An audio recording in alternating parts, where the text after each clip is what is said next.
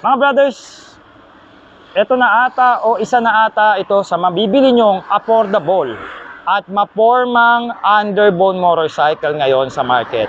Mga brothers, ang kakalabas pa lang ng Rusi, the Flash 150 carb version. Alamin natin ito sa ating walk around review. Let's go! Sa go! Get ready. Drop the beat. I want it. I need it. I want it. I need it. I want it. I need it. Alright mga brothers, dito sa front facing, makikita natin ang disenyo dito ng Rusi Flash 150. Matutulis ang kanyang mga dulo, no? Pointed po siya. It represent ng kanyang pagiging maangas and also advantage pagka ganito ang iyong motorsiklo. Pumupunit ito ng hangin lalo na pag nag-high speed ka. Dito sa taas mga brothers, makikita natin dito yung kanyang LED na headlight. Ito yung low beam, ito yung high beam. Ang lens nito is plastic pero masasabi ko na quality yung kanyang lente, no? I like the touch ng kanyang color blue, no? Parang it represent na parang parang deep blue ang kulay nito. Pero comment nyo naman kung anong klaseng blue yung ginamit dito. And then meron tayo ritong plastic accent na fairings. Tapos ito gusto ko, yung bagong emblem ng Rusi. Ayan, no? Quality na, premium pa. May plastic lang yan, pero pag tinanggal mo, makintab yan. Then, pointed again, ito, meron siya ritong air ventilation na papasok dito and then going sa makina. Maganda, useful At ang pairings natin, I can tell naman na merong bandang pagka-quality na rin, no? Ayan, oh. Hindi na yung katulad dati na sobrang rupok. Ngayon, kahit papano, meron na siyang flexibility, no? Kahit paano nag-i-improve ng pairings quality ng Rusi, no? Meron tayo rito front telescopic port. Tapos ang maganda rito, meron siyang daytime running lights nandito. Tapos yung turn signal lights niya nandito, ganda. 3 LEDs to mga brothers, kaya kitang-kita ka rito pagka sumisenyas ka na. Tapos dito sa baba, tingnan niyo naman yung disc rotor. Laki, di ba? Mostly nakikita ko to pagka nagpapa-setup yung mga iba ng kanilang underbone, pinalalakihan yung disc rotor. Ngunit dito sa Flash 150, malaki na. Tapos yung piston ng caliper natin dito, dalawa. Kaya naman mabisang-mabisa ito pag ginagamit nyo na yung inyong front brakes, no? Naka-mags tayo rito mga brothers ng 17 inches. At ang tawag ko rito sa style is spider web na mags, no? And then may tire size tayo rito ng 70 by 80 na gulong. Medyo maliit lang. Kung ako kukuha ko nito personally, lalakihan ko to, no? At ang brand ng gulong natin dito, syempre is Yongxing pa rin.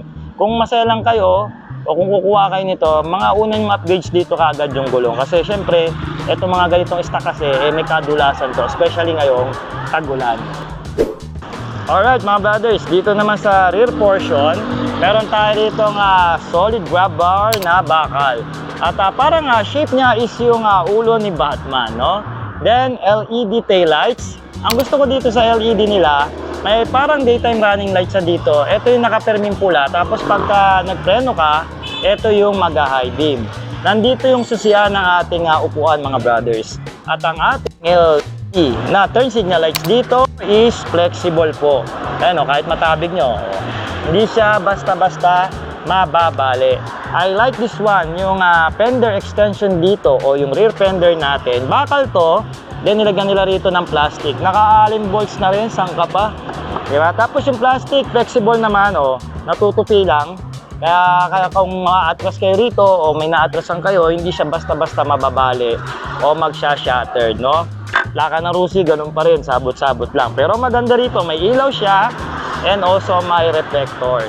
Ang alignment ng ating muffler dito is naka-upright naman, so hindi naman to alanganin pagkasakaling nilusong natin sa mababang sapa o kahit pa sa mga baha dyan sa syudad.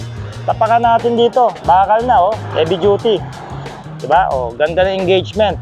May heat guard tayo rito para ba hindi basta-basta mapaso ang ating rider at ang ating angkas, no? At ang swing arm, kanina pa nga namin kinakatok nitong aking anak. Parang masasabi namin naka-aluminum swing arm siya. Pero to make sure, no, kung mga owners ng nitong Flash 150, dikitan nyo po ng magnet, doon nyo malalaman kung aluminum to. Pero I can tell na parang aluminum siya. No, naka-single caliper tayo rito na disc pagdating sa preno. Ito siya, and then syempre disc brake na rin ito. Ito yung ating disc rotor, no. Ang gulong din natin dito is 17 inches na may tire size na 100 by 80. Sabi ko nga, ang gusto kong unang i-upgrade dito yung gulong. Palalakihan ko, syempre bibili ka na yung branded para sigurado, dahil isa yan sa magsisave ng buhay natin, lalo rito sa Pilipinas. Alright, no? Ang kadena natin is meron tayo rito na 428 na chain, and branded na to ng Choho. Tindi rin yan. Tapos meron tayo rito rear sprocket na 42 teeth. Baka yung harapan nito sigurado 14. Kung 14 yon, balanse ang dulo nito at syempre pati yung arangkada. Alright. Alright, let's talk about yung kanyang instrument cluster dito at saka yung side profile nitong Flash 150 carb version. Okay, dito sa kanyang meter panel, combination nito ng analog, no? At meron tayo rito digital na maliit lang naman. At tapos mga basic switches para sa isang underbone, no? Left and right. Pag itong left and right in-stay mo sa kanan, tsaka magkakaroon siya ng hazard switch na ilaw. And then ang ating horn, low beam at saka high beam. Wala siyang flasher, no? And also ang electronic starting natin dito at ang patayan ng ating ilaw at syempre ang switching ng on nandito na rin, no? Brake lever natin dito, ordinary naman, hindi siya adjustable. Tapos meron tayo ritong packets na easy access. Pwede na rin paglagyan ng basahan o cellphone, pwede rin. Yun lang, ipitan nyo lang para wag lang siyang malagyan. Pero para siguradong sure, maglagay na kayo ng cellphone holder. Meron tayong USB charging port dito mga brothers at standard issue na susian. Okay, pwede pa kayo maglagay dito ng gamit. Mostly nakikita ko, naglalagay sila rito ng bag. And then meron tayo rito parang air ventilation, no? Parang hasang to. It's something na dito rin humihinga yung makina, no? Maganda to, butas siya.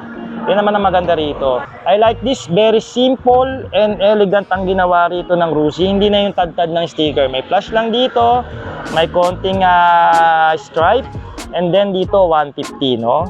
So ganun lang. Tapos ang pairings niya all the way dito sa kanyang araro, no? Ang upuan, masasabi ko, quality na yung upholstery.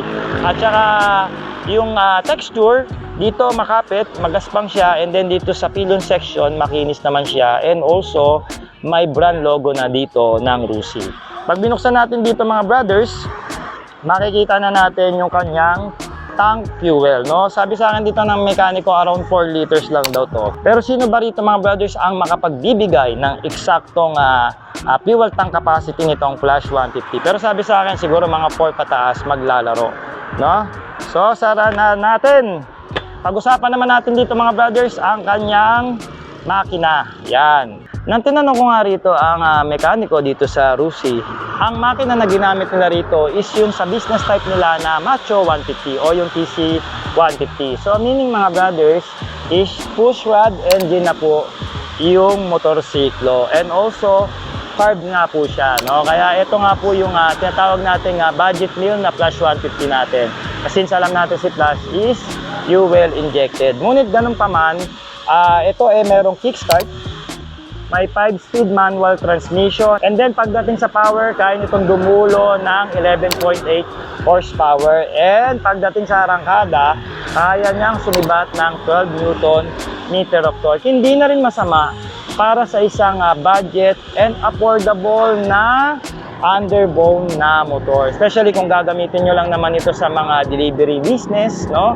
Sa paghatid sundo, pamasok nyo sa trabaho, sulit na to. Kasi kahit papano, may lakas ito at the same time, nakakatipid tayo sa gasolina. Yun naman yung importante. At bonus na lang yung kanyang pagiging maporma. Di ba? Alright mga brothers, bike fitting para dito sa Flash 150 carb type ng Rusi, no? For the reference, again, I'm only 5'4", and then may reach ako sa braso na 20 inches, and I'm only weighted mga brothers na 54 kg. Medyo bumigat na ako.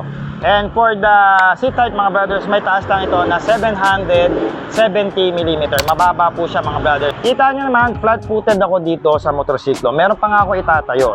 O, di ba? Tapos sa bigat niya naman, no, tumitimbang lang ito ng around 115 kg. So magaang-gaang siya mga brothers at ang kanyang turn radius is napakalaki po. And I can tell mga brothers, ang riding gesture natin dito is upright naman. Hindi naman sobrang mababa yung handlebar niya na ganito. Nandito naman siya, no, parang nasa standard na siya. Ito kasi para sa akin eh. Pero ito medyo mababa lang sa akin, no. Nang konti lang naman. But again, hindi siya yuko, hindi naman ako lean ng konti. Tama-tama lang para sa isang 5'4" na katulad ko. And also yung feels ng upuan, mas gusto ko yung ganitong approach na yung pakipot siya sa dulo, 'di ba? Para mas abot na abot natin yung ating floor. At malaki, kung malaking tao kayo, kasyang-kasya kayo rito, may room pa kayo, 'di ba? So hindi kayo mahirapan kung mga 5'5" kayo pataas o kahit 6-footer kayo, kayang-kaya kayo nitong accommodate nitong Flash 150. And also yung ating magiging angkas din dito siguradong hindi po mahihirapan. And by the way, hindi ko pala nasabi kanina na naka-centered monoshock po ang ating suspension dito. Grabe, ang lambot niya maglaro. Nakatigil pa lang itong motor. Sigurado pagka nagamit natin ito, kung sakali may magpa-test ride, siguradong ang swabe nito pagka ginagamit na natin, no? O kaya kung mati-test ride natin. So, ang gang niya, oh, daling matulak, no? Madaling ma-manage. O, di ba?